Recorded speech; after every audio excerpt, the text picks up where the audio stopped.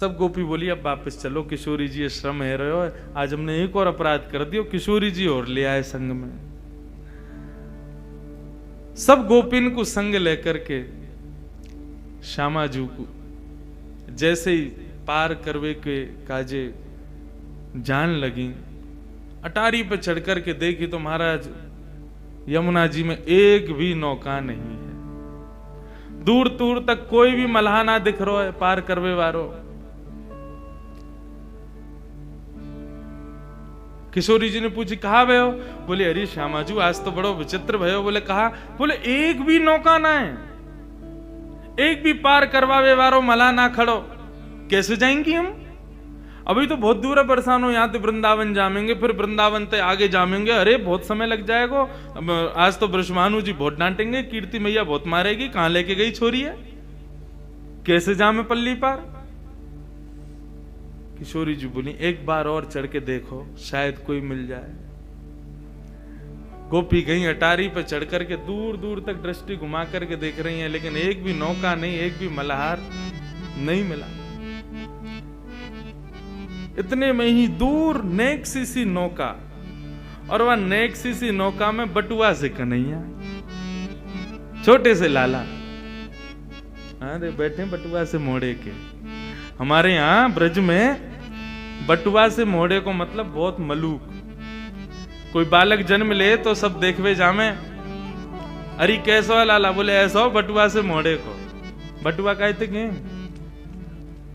हाँ पर्स से कहें। वाह मैया सब जाने समझन हमारी। पर्स से कहें बटुआ से मोड़े को मतलब? बोले जब खुलेगो, जब बड़ो होगो तो खूब सारो धन देगो, या हमारे के बटुआ से मोड़े को।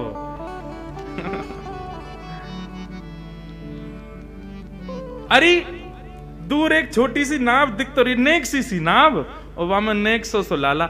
लेकिन गोपिन को ये ना पता कि ये कन्हैया है।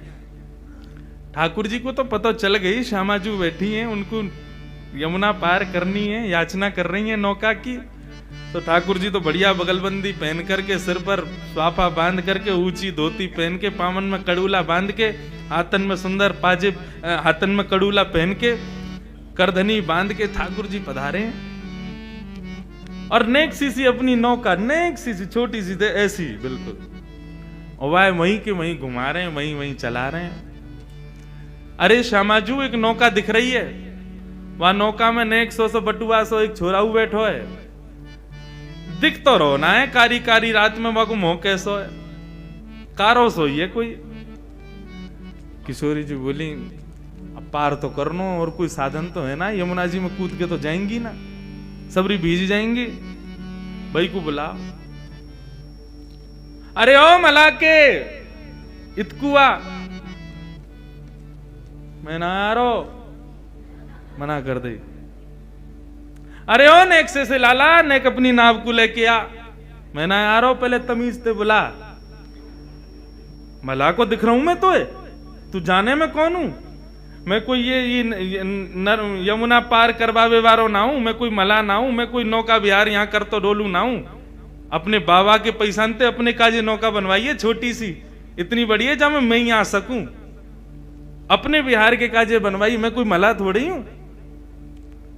गोपी बोली अरे भैया रिश्यार हो, तुम या तो प्रेम से बुलाओ, कहीं तुम जोर जोर चिल्ला के बुलाओगी, ऐसे कहोगी तो चलो जाएगा। अब जो भी है वह बुलाए लोग, श्यामाजू श्रमित है रही है। अरे भैया मला के आजा, अपनी नौका लेके आजा, प्रेम से बुलाने लगी। सोई ठाकुर जी अपनी छोटी सी नौका लेकर के और चल दिए। वहीं पे नौका चला रहे हैं, और यही गा गा करके कभी नाचन लग जाएं, कभी नौका की पतवारें उठा करके गोपीन को दिखाने लग जाएं। गोपी थोड़ी पे हाथ धर के बैठी हैं, कितनो समय लगा रहो यहाँ आवे में, जिन कैसो हमें मल्हा मिलो आज। राधा रानी बोली अब जैसो भी है आन दो, पार करनो, जल्दी बरसाने जानो। ठाकुर जी 2 घंटा में तो आए, नाचते कूदते आनंद करते, कभी नाचन लगे, कभी कछू करें, पहुंच गए। गोपी बोली हाँ भैया पार करेगो? बोले नहीं करूंगा। अरे कर दे भैया, तेरे हाथ जोड़ रही हैं, हम अकेली पड़ गई हैं, हमारी श्यामाजू विराजी, हमें बहुत दूर जाना, पार कर दे। तो बोले तन पहनाए लत्ता, चल दिए कलकत्ता, पार करनो है, कछु तो देनो पड़ेगा, कहा दोगी? बोले कहा चाहिए तू ही बता। बोले एक तो पहली बात, ये जितनी भी मुंह को दिख रही कहाँ है, ये सबरी तो मेरी नैया में बैठे, छोटी सी नाव मेरी, वहां में इतनी सबरी बैठ जाएंगी, कहीं डूब गई तो मैं तो अपने काजे बनवाई है, विषम परिस्थिति तुम्हारी हमारे देख के मैं आगे हूं, इतनी ने तो ना बैठाऊंगा मैं। अरे भैया सबन को पार करना पड़ेगा। बोले ना तुम सबन को ना बैठाऊंगा, तुम सबन की जो सरदारनी है वाकू बैठा लूंगा, एक है पार करूंगा बस, इतने इनको ठेका थोड़ी लियो मैंने। गोपी बोली मुंह तो जाके मन को भाव बढ़िया ना लग रहा, ये मला बड़ो विचित्र है, कुदृष्टि डाल लो हमारी किशोरी जी पे। सखी बोली अरे काम ने करवावे के काजे सबन को बाप बनाना पड़े, नेक देर को या की बात मान ले, कहा बुराई है। किशोरी जी को नाम दे देंगे, फिर धीरे धीरे हम चढ़ जाएंगी सबरी नाम में। हाँ भाई अपनी सरदार नहीं लिया, वाकू पार कर दूंगा बस, बाकी तुम लोग अपनो देख लियो कैसे तुम्हें करना। बोली रुको हम पूछ के मैं सब गई, जाके किशोरी जी से कहें कि आ तो गो यो कह रहा है कि आप ब्रजभाषा समझ रहे हैं ना, आ तो गोए लेकिन यूं कह रहा है कि आपको पार करेगो।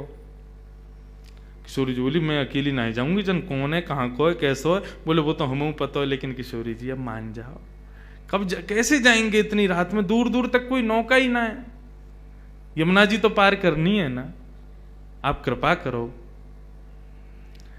किशोरी जी बोली अच्छा ठीक है तुम कह रही हो तो फिर मैं चढ़ू ना। बोले तुम चढ़ो, फिर संग संग तो हम चढ़ ही जाएंगी, और नेक दूर नाव निकली नहीं कि हम सबरी कूद जाएंगी भाई में, फिर तो पार करना ही पड़ेगा, फिर कहां जाएगा लेके। किशोरी जी जैसे ही आई, ठाकुर जी ने दूर से ही उनके मुखमंडल को देखो है, आहा, देख करके वही न्योछावर है गए, प्रणाम करने लगे। जैसे किशोरी जी पधारी, जैसी नौका में चरण लगी, ठाकुर जी बोले रुको रुको रुको रुको रुको, अभी ऐसे सीधे ना जाओगी आप नौका में। तो बोले पहले आपके चरणन को धो दूं मैं, अपने हाथन से चरणन को धोऊंगा तभी नौका में बैठाऊंगा। सब गोपी बोली तू बड़ी मनमानी कर रहा हो भैया अपनी। बोले देख मुझ को तुमसे और कछु दक्षिणा नहीं चाहिए, मुझको यही दक्षिणा चाहिए, ये तुम्हारी जो सरदारनी है ना, या के मतलब तुम्हारी जो सरताज है, तुम्हारी जो अधिष्ठात्री है, या के चरणन को मैं धोऊंगा, चरणन को धो करके तभी आपको अनुमति दूंगा अपनी नौका में चढ़वे के। सब गोपी किशोरी जी से बोली किशोरी जी निवेदन कर रहा है आपके चरणन को धोनो चाहवे, आज्ञा करो। कहा करें? अरे जन कौन है कहां को है कैसो है मैं तो जानू ना हूं, या को कैसे अपने पामन को स्पर्श करन दूं। सब गोपी बोली किशोरी जी और कोई हम पे उपचार भी तो ना है, यही करना पड़ेगा, अब आप स्वीकार कर लो, मान जाओ। किशोरी जी बोली अच्छा ठीक है तुम लोगन के काजे मान जाऊं। किशोरी जी ने अपनो दोनों चरण आगे किए, ले भैया धो ले। ठाकुर जी ने पहले तो बढ़िया सुंदर सो एक गड्ढा कियो, और गड्ढा करके वहां में किशोरी जी को एक पाम आ सके इतना ही बड़ो कियो, वहां में किशोरी जी ने एक चरण पधरा दियो। ठाकुर जी यमुना जल लाला में अपनी अंजलि में भर भर के लामे और ला करके श्री किशोरी जी के सुंदर चरणन को प्रक्षालन कर रहे हैं। किशोरी जी एक चरण से खड़ी हैं और एक चरण को ऊपर उठाए रखो, तो बार बार किशोरी जी को जो श्री अंग है वो ऐसे झूल रहे हो है कि अभी मानो जैसे कहीं गिर ना जाएं। तो गोपी जब संग में आ जाएं हाथ पकड़ के, ठाकुर जी बोले कोई पकड़ा को नहीं, हम जिनके चरण छू रहे हैं, जिनके चरण धो रहे हैं, केवल उन्हीं के चरण, उन्हीं को ही पूरा अंग होना चाहिए बस। तुम लोगों ने स्पर्श किया तो तुम्हारे चरण धुले ऐसा मानो जा सके, तुम लोग दूर रहो।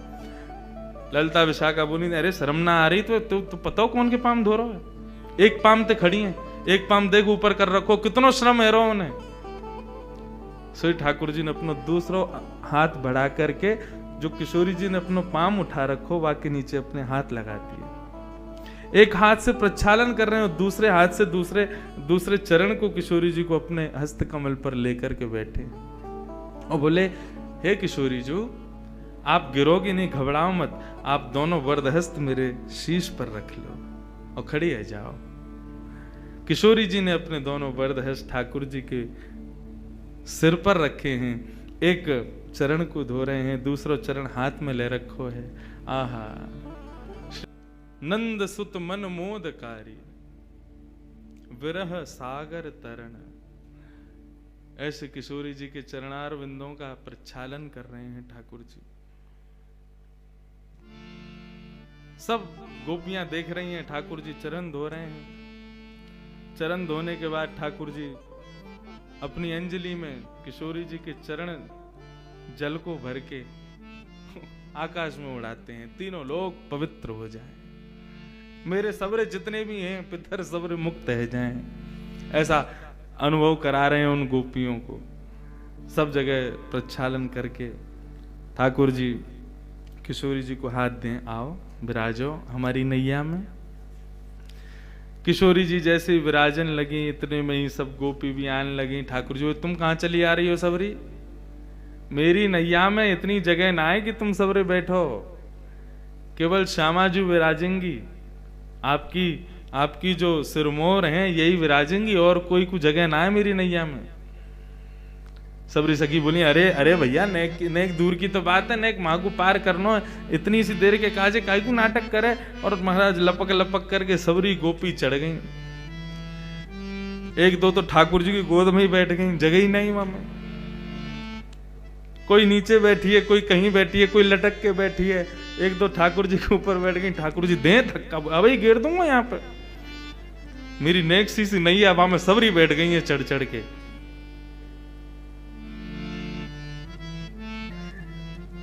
अभी भैया एक पद दिखा रहे थे श्री ध्रुवदास जी को, वहां में नैया देखो कितनी सुंदर वर्णन, यहाँ की नैया देखो।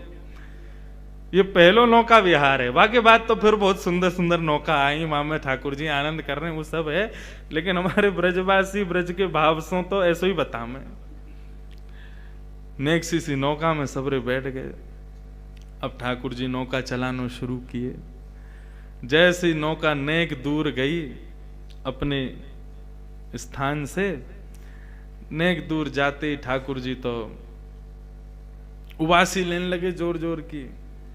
कभी यहाँ को हूं मैं, कभी वहां को हूं मैं। गोपी बोली, कहा भैया तेने पतवार क्यों छोड़ दी, चला काई कुनारो?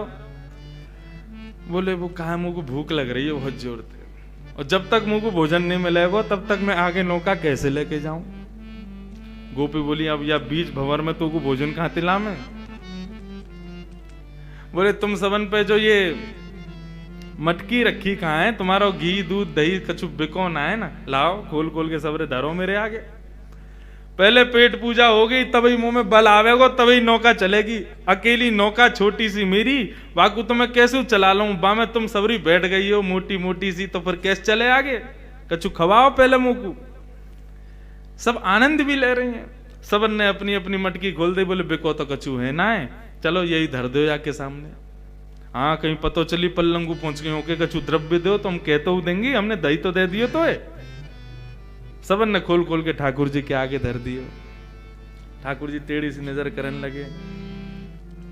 तुम्हें पतो ना है मैं अपनी मैया को बहुत लाड़ लूं, अपने हाथन से ना पाऊं, मुंह को पवानो पड़े। गोपी बोली, भैया ऐसा मला पहली बार मिलो है, पीछे ही पड़ गो है। सब गोपी आने लगी, आकर के अपने हाथन से।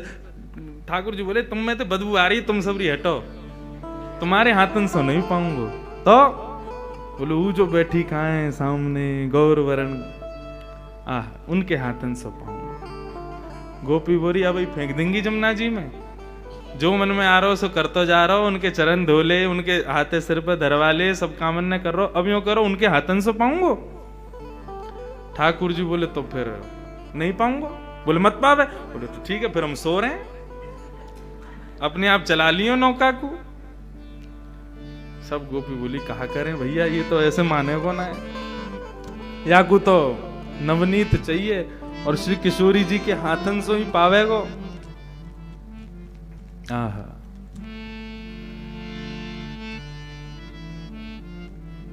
किशोरी जी के पास में ललिता विशाखा गई, हे श्यामा जी हमें पता आपको श्रम बहुत हैरो है, लेकिन अब ये नदी पार करनी है और यही उपचार है, यही के सहारे हमें करनी है, या की बात ने माननी पड़ेगी। पल्लम को जाकर के और जैसे ही हम नौका में से उतर जाएंगे या को सबक तो हम सिखाएंगे जरूर, लेकिन हे श्यामा जी नेक आपको आज हमारी वजह से सुबह से बहुत श्रम हुआ, हम आपकी खूब सेवा करेंगे। नेक एक बात और मान लो, किशोरी जी बोली कहा अपने हाथन सुनने की आकू माखन और दही ये सब पवाए दो। किशोरी जी बोली तुम कैसे सोच सको, जन कौन है, कहां ते आयो, या कुछ जानू ना मैं, ऐसो कारो कारो सो तब ते घूरू रहो मुकू, कैसे पवाऊं याकू। किशोरी जी नेक श्रम, हम तो खूब कह रही हैं तू हमें देख ले, देख ही ना रहो, हम तो खूब कह रही हैं हमारे हाथन ते पाले, हमारे हाथन ते पाई ना रहो, आपको ही संग चाहिए बात। किशोरी जी हे श्यामा जी हम सहचरिन के काज नेक श्रम कर लो, नेक बागू पवाए दो, नहीं तो नौका यहीं बीच में अड़ी रहेगी, अभी बहुत समय है, रात्रि हैगी, हमें पहुंचना बरसानो। सो किशोरी जी गई हैं और जाकर के समस्त गोपीन के मटका में से ठाकुर जी को पवा रही हैं। आह यमुना जी के मध्य में, सब सहचरियों के मध्य में ठाकुर जी बिना किसी प्रयोजन के नौका विहार कर रहे हैं। एक तो हो जाए कि संयोजित हो, एक तो होता है व्यवस्थित हो, पूर्व निश्चित हो कि कैसी नौका विहार होगी, तो वहां छत्र भी लगे हैं, वहां पर सजावट भी हुई है, वहां पर सब व्यवस्थाएं की गई हैं, बैठवे की, उठवे की, सब करवे की। लेकिन आज ठाकुर जी बिना प्रयोजन के, बिना नियोजन के, बिना किसी व्यवस्था के नौका विहार कर रहे हैं। ये ठाकुर जी की प्रथम नौका विहार है श्री किशोरी जी के साथ।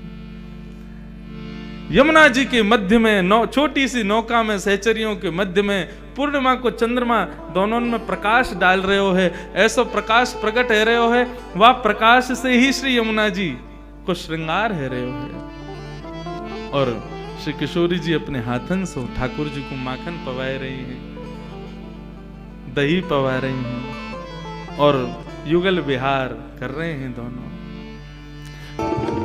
गोपी ठाकुर जी से कहने लगी अरे भैया बड़ी धीरे धीरे नाव चलाए रहो है, लेकिन जल्दी कर ले, अब तेरो पेटो भर गो, अब तो इन्हें जैसे कई माखन खवाए दियो, दही खवा दी, सब प्रकार की तेरी सेवा कर दी, अब तो उन्हें जल्दी जल्दी चला। ठाकुर जी 2 बार चला में और चला के फिर रुक जाए। बोले कहा भयो? बोले ऊर्जा खत्म है गई है मेरी। बोले कैसे मिलेगी तेरी ऊर्जा? बोले तुम सब मेरे सामने ते हटो, जो गोरी सी है ना, सलोनी सी, उनको मेरे सामने बैठाए दो, वो मुंह को दिखती रहेंगी तो मुंह को ऐसा लगा को मुंह को ऊर्जा मिल रही, मैं जल्दी जल्दी ले चलूंगा ना। सब गई किशोरी जू यूं कह रहा है कि आप बाके सामने बैठ जाओ, आपको देखत देखत फिर नाव चलावेगो। किशोरी जी बोली आज तुम कहा का करवाओगी मोते, मेरे हाथन सो माखन खवाए दियो, अब कह रही हो बाके सामने जाके बैठ जाऊं मैं, मुंह को देख के नाव चलावेगो। किशोरी जू यदि ये यमुना ना होती, बीच भंवर में नाव नहीं होती और रात्रि को अंधियारो नहीं होता, हम आपको कछु नहीं करन देती, लेकिन आज कृपा करो बैठ जाओ, नेक देर की तो बात है, अभी पहुंचावे। किशोरी जी उठ करके आई और आकर के श्याम सुंदर के सामने बैठ गई, लेकिन टेढ़ी सी नजर करके बैठी, देख नहीं रही कन्हैया को। गोपी बोली हाँ भाई अब चला, देख ले सामने बैठ गई है तेरे। ठाकुर जी 2 बार चला में फिर रुक गए। सबरी आई बोले अब का है गो, अब काई को रुक गए हो? ठाकुर जी बोले इनसे कहो ये भी मुंह को देखें, ये भी मेरी ओर निहारें और मेरी नेत्रन में देखें, तब चलाऊंगा ना। देख तेरी बहुत है रही है, देख ले, अब तू बहुत ज्यादा कर रहा है, तू जाने ना है कौन है ये तेरे सामने बैठी कहाँ है, और बार बार बेर बेर तू अपने मन की मनमानी करवा रहा है, तू जाने ना है अभी इनको। बोले ये कोई भी हो, तुम कोई भी हो, अपनी स्थिति देख लियो तुम कहाँ हो, मैं तो कूद जाऊंगा, तैर के पार कर जाऊंगा, आती रही हूं फिर अपने आप। और मुझको तो वैसे भी बहुत नींद आ रही है, मैं अभी सो जाऊं, इनते कह दो यदि ये चाहे कि मुझको नींद नहीं आवे तो मुझको देखती रहे। सब गई हे श्यामा जी, वो कह रहा है कि आप वाक की तरफ देखो, न वाक के नेत्रन में देख लो। किशोरी जी बोली तुम बहुत गलत कर रही हो आज मेरे संग, जन कौन है, कहाँ को है, कैसो जाके आचार विचार भाव सब बुरे हैं। जब ते आयो कछु ऐसे उल्टे काम कर रहा है, अब जाके नेत्रन में देखवे को कह रही हो, नेक देख लो। किशोरी जी ने नजर उठा करके जैसे ही श्याम सुंदर को देखो, ठाकुर जी मुस्कुराने लगे, बोला अब ठीक है, अब चलाऊंगा नाव को। नेक दूर चल करके लाए, नेक नाव आगे की बढ़ी। किशोरी जी देख तो रही हैं लेकिन तिरछी नजर से देख रहे हैं, और श्याम सुंदर बेर बेर नजर देख रहे हैं। किशोरी जी को कभी कभी आभास होवे कि ये नेत्र तो कहीं देखें, कि जा तरीका ते अपने कटाक्ष नेत्रन को घुमावे, ऐसा लगे कि आपको कहीं देखो है मैंने। लेकिन फिर मन को भाव समझा में, वो थोड़ी ऐसा क्या, ये तो कोई कुभाव वारो है। जब से आयो ऐसी बुरी नजरन से मुंह को देख लो। देखो निहाना दो भाव चल रहे हैं, एक भाव कथानक अलग विषय की नौका यात्रा चल रही है, और पद के भाव से एक अलग नौका यात्रा चल रही, दो नौका यात्रा एक संग चल रही है। यहाँ पर जो कथानक कही जा रही है वो नौका यात्रा एक ब्रज के भाव की नौका यात्रा है, जहां पर किशोरी जी को नहीं पता कि ये श्याम सुंदर हैं, ये व्यवस्थाएं, ये सब कुछ भी नहीं है, केवल नौका विहार है। लेकिन ये उस श्रेष्ठ नौका विहार का ही प्रारंभ है, उसका ही प्रयोजन है, उसका ही प्रारंभ करता है। ठाकुर जी चलाते चलाते फिर से अपनी पतवार रोक दें। गोपी बोली अब का है गो, अब काई को रुको, मुंह पे चलना रही ना, अब तुम सबरी बहुत भारी हो, 2-4 कूद जाओ तब चलाऊंगा। गोपी गई, लाला तेने बहुत नेक नेक सी तेरी नाव है, लेकिन तेरी बात बहुत बड़ी बड़ी है। 1 घंटा ते एगो तो इतने नाटक कर रहा है, क्यों ना चला रहो ध्यान ते। अरे मैंने कही ना, मुझको भूख लग रही है, मुझको नींद आ रही है, मेरी ऊर्जा सी खत्म है कि मुंह पे ना चल रही नाव। अब हम क्या करें बता, तू हमें बैठा ला। बोले मैं तो एक को बैठावे की कही, मुंह का पता ही मैं 1200 कन्हैया, नेक 100 इतनो श्रम मोते करवा रही हो तुम सबरी। कोई को अगर वृंदावन में पता चल गई ना मैंने इतना श्रम किया है, सबरे आ जाएंगे कल तुम्हारे घर। अब लाला पता अब हम कहा करें, बीच में फंसे हुए। ठाकुर जी बोले एक काम करें, मुंह पे एक मंत्र आवे, वह मंत्र को मैं ये जो तुम्हारी ये है ना किशोरी जी, हाँ इनके कान में कह दूंगा। अच्छा, वह मंत्र को सुनते ही नाव अपने आप चलन लगेगी। गोपी बोली हमारे कान में बोल दे। तुम्हारे कान में ना बोलूंगा, इनके कान में ही बोलूंगा, इनके समीप जाके बोलूंगा, और मैं खुद अपने मुख से इनके कानन में कहूंगा। जब ये वह मंत्र को सुनेंगी ना, तुम देखियो जादू होगा, अपने आप नौका चलन लगे, किनारे पहुंच जाओगी।